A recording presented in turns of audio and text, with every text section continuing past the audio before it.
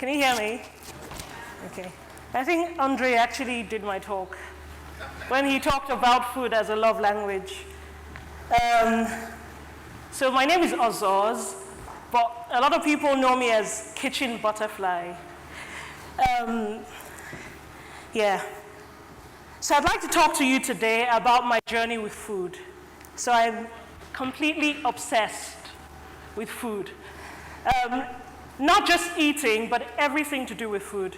Because I think that everything we are, everything we can be, everything we dream, hope, love, care about, can be found on the plate.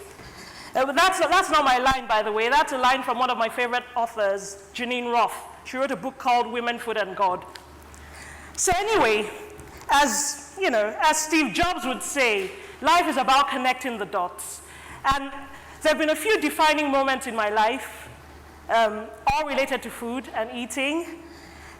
And I'd just like to share a little bit of those moments with you and a bit about where I see Nigerian cuisine headed. Because for me, Nigerian cuisine is what I was raised on, pounded yam, like the works. I'm from Edo State, so we wake up with pounded yam and egusi soup in the morning. So I'd just like to talk through those defining moments and share a bit about my story with you. Yeah, so I love food. And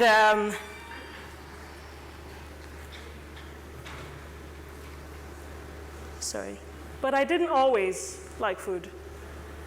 Actually, for the first 9 years of my life, I hated food and I didn't eat. You can't tell now, but but honestly, I did. And I think now I have children, so I can appreciate what my parents went through. At 4 months old, I jumped out of my aunt's hand when she tried to force feed me Yoruba style. My mom almost died. I was that child who was in and out of hospital, and people would yab my dad because he worked for Shell and, see, I'm big Shell man and no feed in Peking, that kind of thing. But something happened to me when I turned 9. And this is a photograph of my sister and I, my older sister and I, in Edinburgh when I was 9. And even though we traveled in Nigeria, it was the first time I'd been abroad.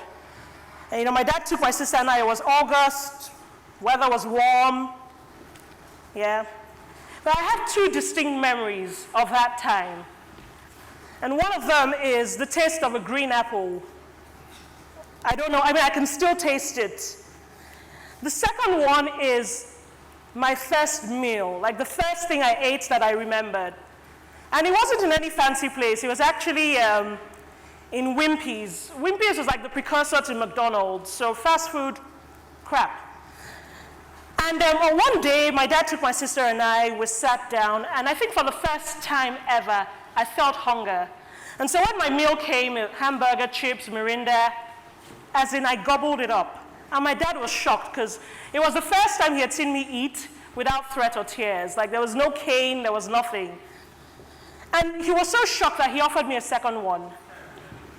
And I was so excited, I said yes. And when I was done, I cried.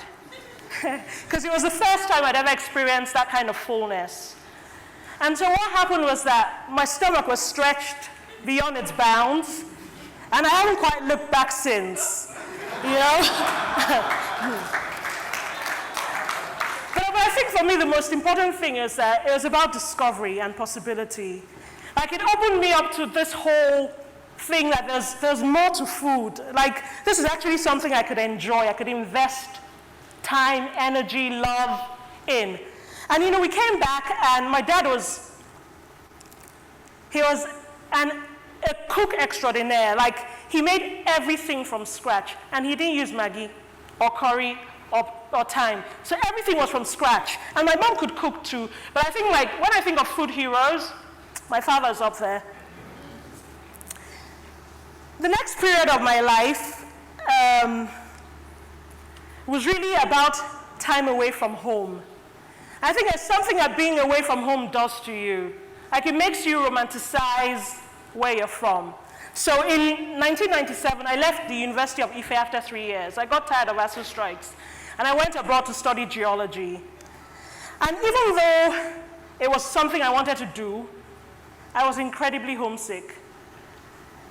And so I turned to food as a way to save me, as a way to bridge that gap, as a way to remember home fondly, as a way to remember times with my sisters, the good ones, the bad ones, the naughty ones, you know?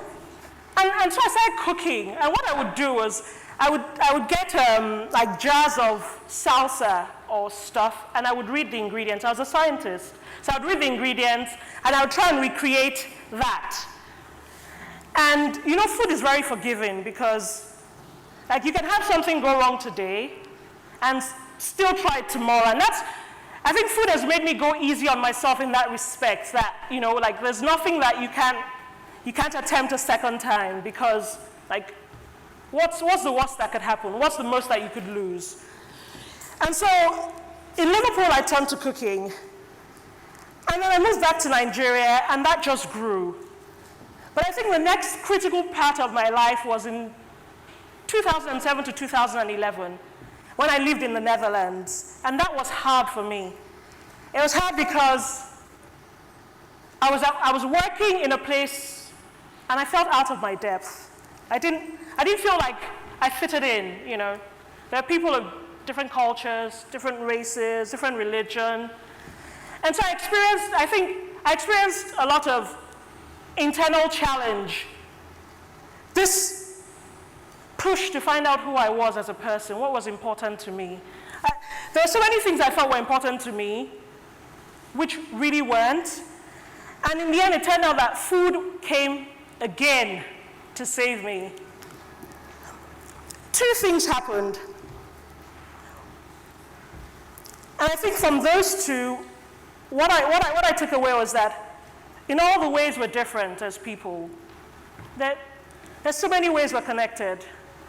So one of the experiences was, it was April, and it's the Queen's birthday in Holland, always celebrated with, you know, you have a day off, not like the public holidays we have in Nigeria that are unending, but you know, we had the day off, and you know, the streets are all festooned in orange, streets, people are out.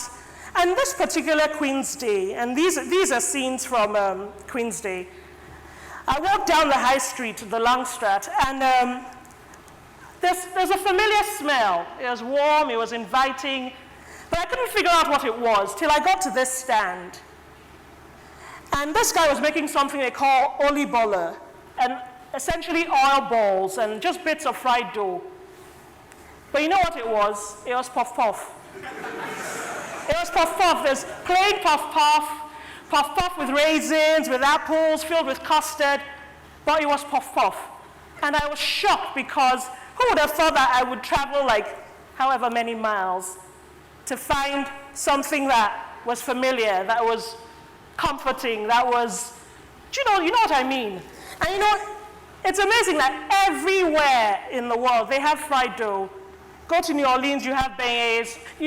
Italy, Zipoli, you know, every culture has the same elements that we think are just ours, that we own, that we appropriate. But we have so much more in common with people than we realize, only if we look.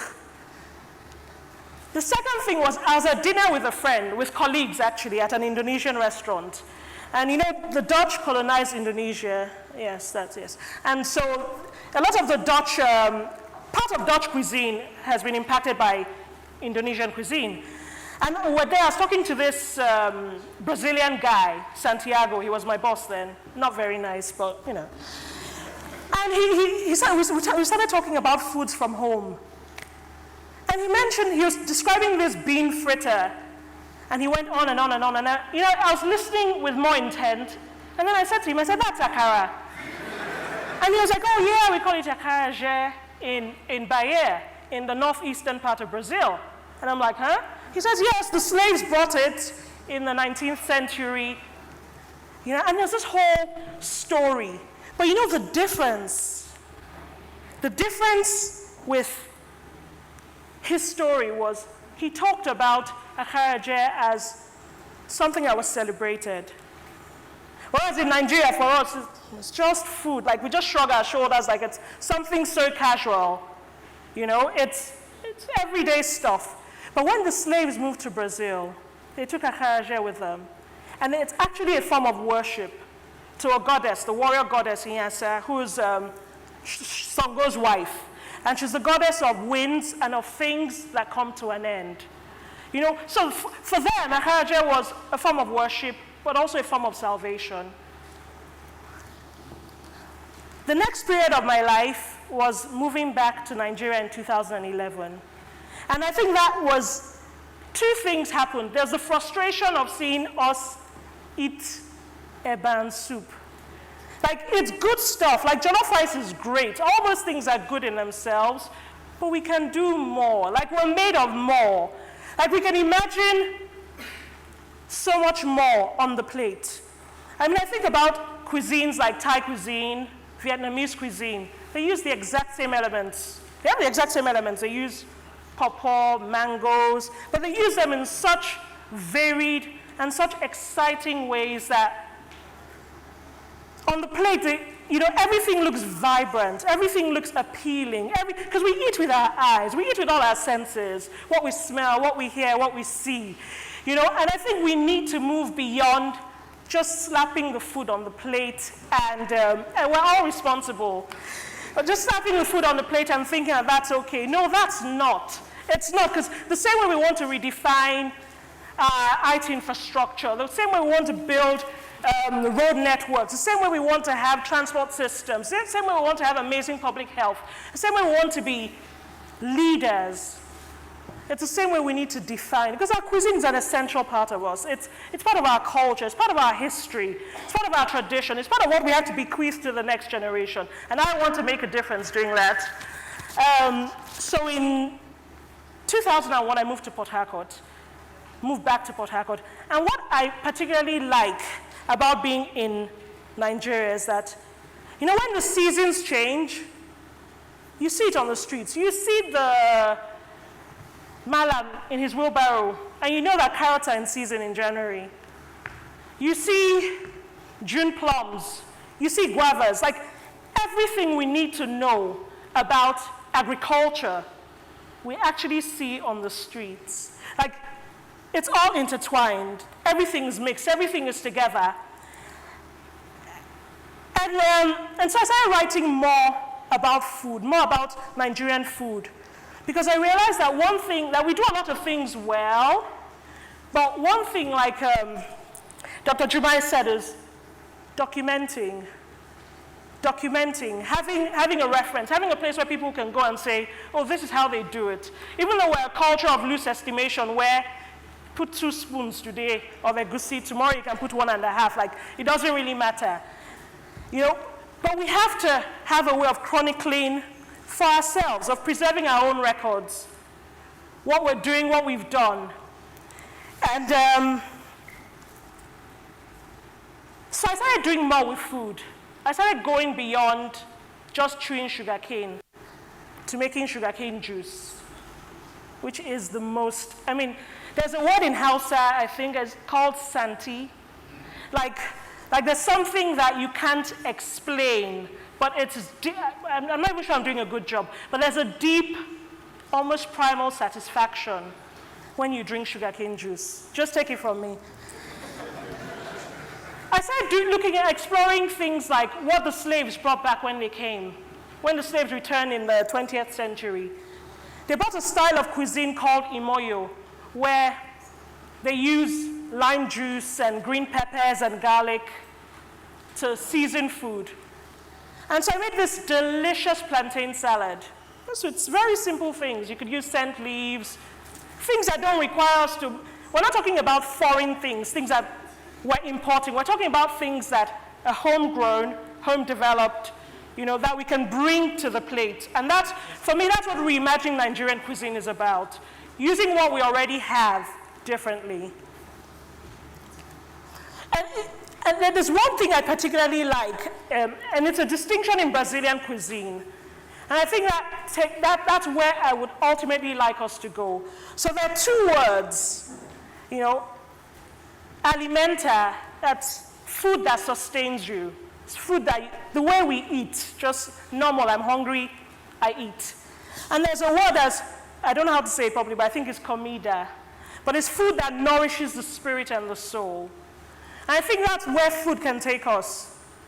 That we can have, it can take us beyond just sustenance, just eating to meet a need, to eating to enriching our beings and our souls. And that's where I would like to see Nigerian cuisine headed. And so I stand before you today, just to share a little bit about my mission statement. And that's for me, is to create awareness of Nigerian cuisine. Not just abroad, actually, but for us here in Nigeria. Because there's so much we don't know.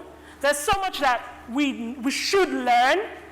Because what I'd like to see is people talk about Nigerian food the way they talk about Thai food, or the way they talk about Chinese food.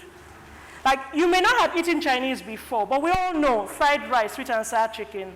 So I want that people are able to describe Nigerian cuisine. They don't necessarily have to learn to cook it immediately, even though we'll show them how. But at least that we create that awareness. And that's my passion. And I also think that we need to step away from meat. I remember a guy coming to my house once. This guy was broke. That day I'd made stew. And you know how Yoruba people make stew when they cut it into small bits? And he was hungry. He came to my house. I gave him food, and he was like, with disdain, no meat for the soup. And I'm thinking, excuse me, this, I think we need to move because there's so much more than just meat.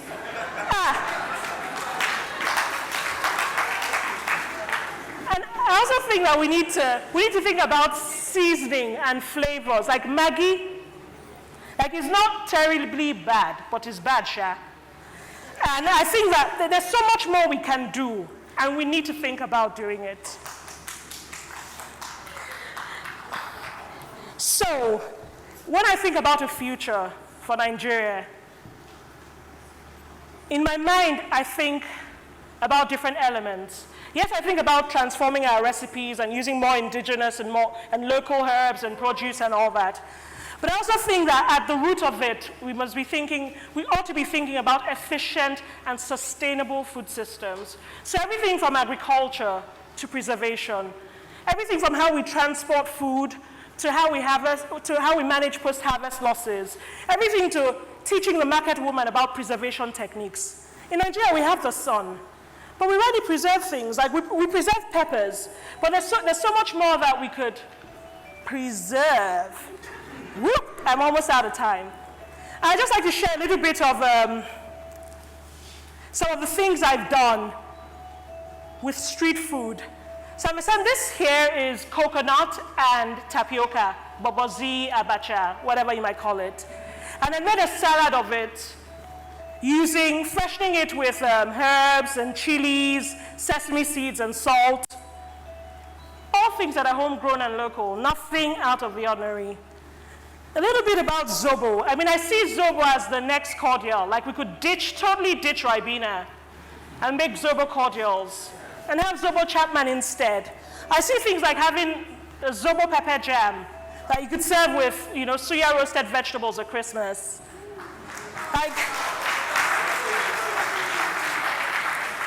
I like to leave you with my one dream, and that's the dream of having a culinary institute in Nigeria.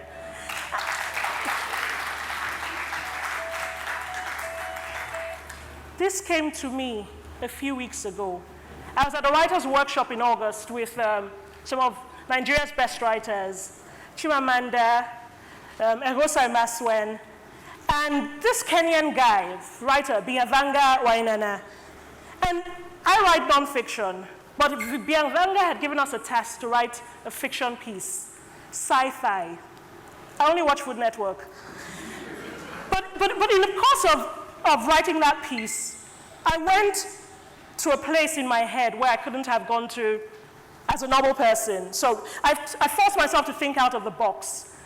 And the central story was a lady whose father had died, but she had discovered something that could have saved him, and it had won her an award, an entrance to this culinary institute. And it shocked me because stories and storytelling can take us further than our minds can in the present. And so yeah, that's my dream. I'd just like to say thank you very much for listening to me. Thanks.